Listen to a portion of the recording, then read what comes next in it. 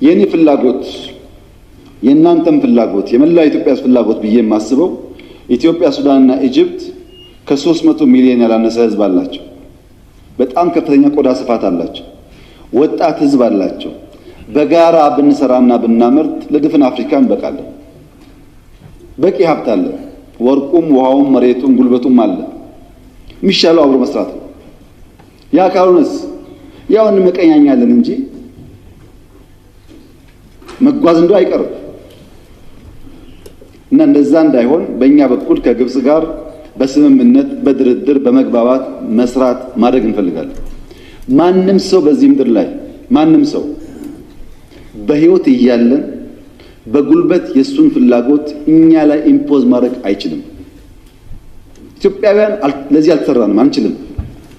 የሚያዋጣው መነጋገር፣ መስማማት፣ በፍቅር በመግባባት ማድረግ ነው። ለዛ ደግሞ ኢትዮጵያ በጣም ዝግጁ ናት።